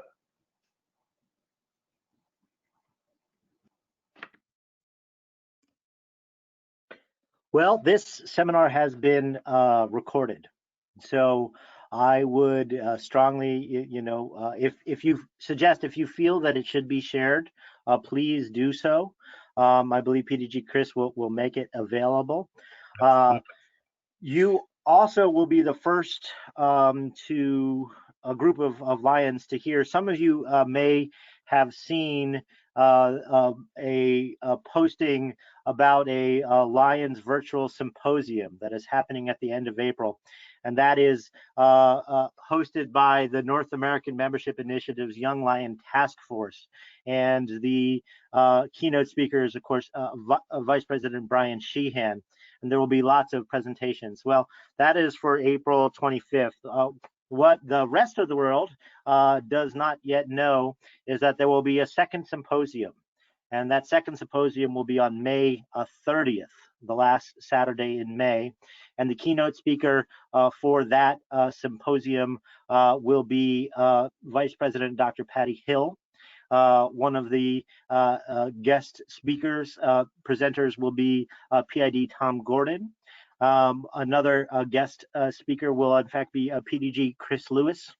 And we are taking towards that, in which the goal of that particular symposium is to focus on how Lions can partner with youth and also use Lions Quest to work with those youth. So there will be an additional focus on this conversation at that symposium, which the registration for that will be made available on the day of the April one. But that is the goal, is to raise as much awareness as possible. So if during the course of that symposium, we could actually make the link to the Lions Quest Canada informational seminar about Lions Quest available as a downloadable link in the chat box, as well as this. So we will do everything that we can to help spread this message. Great, thanks, Daniel. It's just that there is a huge time difference, of course, from Newfoundland to Vancouver Island. And if I would be able to get a copy of this, then maybe we can move that a little longer and a little further in Manitoba, as well as possibly Saskatchewan. Absolutely. We'll make sure you get it, Mike. Okay, we have another question from Julian Austin. Julian, you're unmuted. Good morning, Lion Daniel. Good morning, fellow Lions. It was very interesting listening to the presentation. Our situation here, from my understanding, is some of the issues we do have in the drug abuse system, substance abuse system, but I can't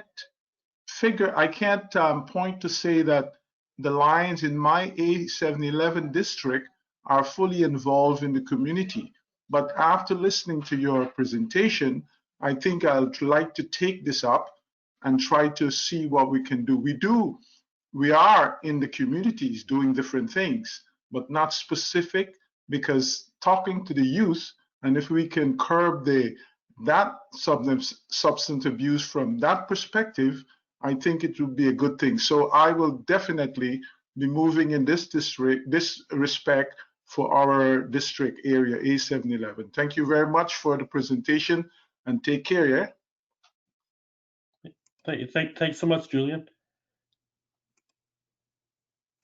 Okay, does anyone else have a question for Daniel? Oh, we have Val Clark. Okay, Val, you're unmuted. Oh, Val, you're self-muted. There you go. Yeah, okay, great. Good morning, everyone. Awesome presentation, Daniel, again. I'm a part of the COPI Lions Club as an associate member, and it's been really intriguing, I must say, and very uplifting, the things that we're working on towards helping our youth. I'm at work too, so just bear with me if the phone rings. I may have to go. One of the things that we are looking at, myself and Len Day as new club consultant for Canada, we want to form a cyber club, a Canadian cyber club. So we have invited people from right across Canada to become part of it. I'm proud to say that ID Alon, PID Tom Gordon, PID Rod Wright are all on board with us as well to support it, and I'm sure they will be our associate members as well. I have right now the Minister of Justice for our province for Newfoundland and Labrador is very keen on this, and he will become our first new lion of this official club. So I encourage everyone that wants to be a part of it, please either message myself or Len, and we're going to get this ball rolling, and we will have our first cyber club for Canada. So thank you, and I look forward to working with everyone. Excellent. Thanks, Val. Okay, we have another hand raised from Kim Stewart. Kim, you're unmuted. So if I join the COPI club, I'm still a member of my Wolfland District Club. Is that correct? Yes, absolutely. So we have associate memberships that is open to anyone who is interested in working with the world. Associate members, you're a non-dues paying, you can't vote. You're still a member of your same club, but you can be a part of the service conversation and activities. And it's more of, if you think it's sort of like a coalition. So we have associate members from all throughout North America at the moment. So we are always willing to have people come and join the conversation. And part of what those associate members are oftentimes also potentially looking at is the ability to then start real world, physical traditional clubs within districts. So we have an associate member in Ohio who is now, well, several. There's a team that has put together to start a Cope Mansfield, Ohio club. So using the sort of the training and conversation and the parent cyber club as a way to educate and empower people to then recruit on the ground lions to form a club within that district. So a dream would be to have COPE clubs all across the world, clubs that are dedicated to this specialty of becoming Knights of Prevention and Education. And the vision that Lion Kimberly and her COPE Cyber Lions, many which who are drug prevention specialists, is to help act as those trainers and those educators to uplift lions and community members to become lions based off around this drug prevention. So yes, it's open to all, and you still are a member of your home traditional club. We have an online chat which we are working on, and then we have these video calls that we do. Excellent. Thanks a lot, Daniel. Okay, I see no further questions there. We have a couple of comments from the question pane. Janet Marison commented that this is one of the best webinars she has attended. Thank you very much. Nancy Watt-Durant said, excellent presentation, Daniel. Thank you so much. Joanne McQuiggan and I had some conversations back and forth, and she's going to be sharing the presentations and some of the materials back and forth through her Lions Quest Canada newsletter, and and as we talked about, we're going to distribute this through perhaps International Director Alan Hunt, through the Canadian Global Action Team website and Facebook and that kind of thing. So we're going to get the word out, I'm sure, about the importance of COPE in Canada and the opioid epidemic. So if there are no further hand raises, I don't see any right now. I have one more thing. If before this presentation has come to an end, if that's okay. Absolutely. So Tom just made one more comment. He just said, "Excellent presentation, Daniel," and of course I expected that. So. Well, you guys set the bar really high. Let me tell you, it was one of those things where we had a COPE cyber call last night, and I was like, you know what, I should go back and make sure that everything. So I was working on this up to the last minute to try and make it as good as possible, because I have such a deep respect for Canadian Lions. It's the work you guys do is awesome, and not to take anything away from my American Lions. We're a part of one global association, but my wife is from Toronto, so I stole one of your potential Lions. So that's my way of giving back. If we were at the Lions Learning Weekend, today would be a day in which we actually take time to honor District Governor Jamie Jones. And I just wanted to take a moment to say it has been truly a privilege and a pleasure to be able to watch, at least from a distance, the incredible work that he has been doing this year to inspire and uplift his district. To try and plan things like this, and then even when the world throws a curveball, to still continue to host a Lions Learning webinar now, working with people and all the work that he does. So before this call, I asked if PGG Chris would be willing to use the end of this call to pay tribute and honor the service of the district governor, who is the reason that we are all here today.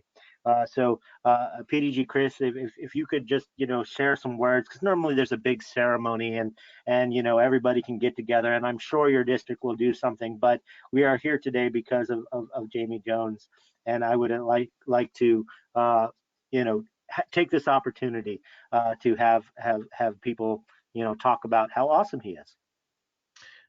Sure. So thanks, Daniel. This has been a challenging time, and I don't think when Jamie was elected and had his ribbon pulled back in Milan that he expected the year to play out quite the way that it did. A time where we had to fight a COVID epidemic across the country. I don't think he expected that. I don't think he expected having to cancel a district convention, a Lions Learning Weekend, the multiple district convention that our district was hosting. But throughout, I believe Governor Jamie really led with true leadership and vision and passion, and really recognized the fact that life goes on in Lions, and that we have to continue doing the things that we do in Lions, because the world needs Lions and they need to make things better. So I really want to give a big shout out to Jamie. He's accomplished a huge amount this year with those cards being dealt the way they are. We are last count plus 20 in membership, which is the most we've been up in members in probably 25 years in this district. We started a new club, which is growing every day adding new members. His project of Camp Uchagayas for children with cancer added on a real focus on the needs of children suffering from cancer, which is one of our 5 service pillars, and pivoting our district to take that on, and and carrying on with using technology to continue to engage. So I think, speaking on behalf of many of the Lions in District A12, I truly believe that that he is a true leader and someone that that we are proud of at this difficult time to be leading our district. And a big shout out to Jamie and to Sue for working alongside them and the long days and long nights to lead a district. So I really want to thank both of you for everything that you've done. I don't know if anyone else wants to share any of their thoughts at all for how they felt about their year with Jamie so far. I know I have some comments in the chat box. It said, yes, Jamie is a great leader from Ruth Roberts, and past director Tom says, I agree, District Governor Jamie has done an incredible job. Denise Naughton, much respect, Jamie, and Jocelyn Modal, Jamie has been the best. So I think those are some great positive comments, and I know that they're that right across our district, there are Lions out there who are thinking much the same thing. So does anyone else want to make any comments regarding Jamie and his year? You can either raise a hand or drop them in the chat box. Claire says, thankful for his passion and organizational skills.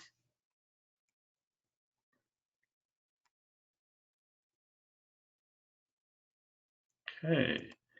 I don't see. Okay, I have Ruth Roberts. I'm going to unmute her. Ruth, go ahead. Ruth, are you there? Okay, we'll try Brian. Brian, you're unmuted.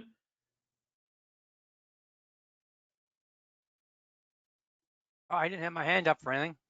Oh, okay. Nope, your hand's up. So okay. Oh, sorry. No problem. I'll drop the hand. So yeah. Okay, Claire, you're unmuted. Oh, Claire, you're self-muted.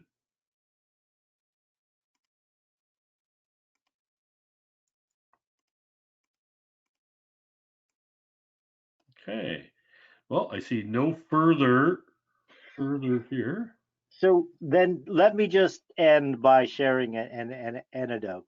So DG Jamie and I, as he mentioned, we met at the combined Emerging Lions Leadership, Advanced Lions Leadership that was held in Denver several years ago.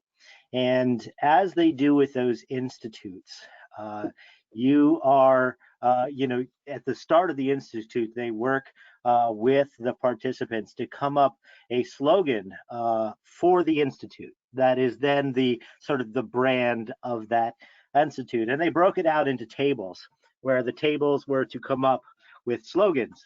And the table that DG Jamie was with came up with the slogan, I got high with lions in Colorado.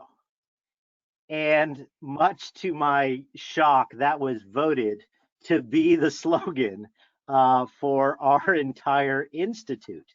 And it was just one of those situations where, they were play on words, being high in altitude, and also marijuana had just become legalized in Colorado. But it was because of DG Jamie's table coming up with that then when I got asked to give a speech for my class, I got up and talked about hope, inspiration, goals, and humility, and how these were the key components of what it meant to be a lion. And that speech and the opportunity to talk about that, and the irony of being a drug prevention specialist who was going to have to go back at the end of the institute and tell all of the youth that I worked with when they asked, Mr. Elkins, what did you do this weekend? Well, I got high with lions, and had to find a way to explain that. Has led to so many wonderful conversations since then. So the start of a wonderful friendship, and it's funny that a conversation, an idea that started with getting high, ends 3 years later with a presentation about becoming Knights of Prevention and Education. So there's a delicious irony in all of that. So thank you, sir, for your friendship and for this opportunity to speak with the Lions of Canada. Hey, thanks so much for your comments, Daniel. And yes, I was at that institute too, and your speech was one of the most impassioned speeches I have heard from a Lion, hands down, in my Lionistic career. So I just want to share a last few comments here from some of the participants. Joanne McQuiggan said, passionate, committed, a Lion who makes things happen. Beth Heinzman, thank you, Lion Jamie, and all the other leaders in A12 who have assisted us in forming a brand new Lions Club in our community. And Ruth Roberts, District Governor Jamie lives and demonstrates his theme for the year of being the reflection that you want to see. So I think those are some great testimonials to how how people in our district really feel about you, Jamie. So I want to give a big thank you to you, Daniel, for giving up your Saturday morning to join us here in virtually in District A12, and and talk about, I think, something that was completely unexpected to many of us, the true scope of the opioid epidemic, and really how we as Lions can engage our communities and begin to make a difference. I really want to express my appreciation on behalf of all the Lions in A12, and apparently it looks like many of the Lions across Canada too, who are here on the call today. I guarantee you that this COPE Cyber Club Canada thing will take off coast to coast to coast, and we are going to make a difference. So I truly thank you for that. Our district will be making a donation in your name, and I think a great starting point would be Lions Quest Canada, who is already doing much of this work right down on the ground. So thank you so much, Daniel. Thank you so much for everything that you do back home and around the world for Lions to make a difference. Jamie, did you want to make any comments before we wrap up? I just unmuted you. Yes, I don't know what to say. I'm glad there was no video on this, as you mentioned earlier. I'm pretty humbled by all your gracious comments and support. It's an honor to serve. I can't thank PDG Chris and Daniel today for the presentation. It was awesome. I think it opens up a whole new way that we can present ourselves to our communities in the world. One comment I was thinking about, it's a couple weeks ago, Tom Gordon's District A16 was to host the Young Lions retreat in Newmarket, and obviously that didn't happen with the current pandemic, but when they get this going again, maybe they can include this presentation in some manner to the Leos and Young Lions of our area for future consideration, because sometimes we need youth to lead us to where we need to go. So it's something to be considered. But sorry, I digress. But I thank everybody for participating. Share the heck out of what you can with everybody who will listen and who will replay this, because I think it's a message that needs to be presented. Okay, thank you so much, Governor Jamie. As we wrap up, I just want to remind everyone of our upcoming webinar series. The dates and times are on the screen. We have membership part 1 on Thursday, April 9th at 7:30. April 14th, we have We Serve, being led by our Global Service Team Coordinator, and talking about ways that we can serve during a COVID-19 epidemic and pandemic and make a difference. The Art of the Story, Daniel is going to be back up in District A12 with us virtually on Monday, April 20th for the Art of the Story, talking about social media and how we can use social media to engage our communities and tell the great story of what we do and why we matter. And then part 2 of the membership webinar will be held on Thursday, April 30th. All these are set for 7:30. The May schedule will be out shortly, so we can get as many of these Lions Learning Weekend presentations out to our Lions within our district. Feel free to share all that information with everyone and your friends and your family, because the more people that learn about what we do and why we make a difference and the things we're doing to make our communities better, the more successful we will be.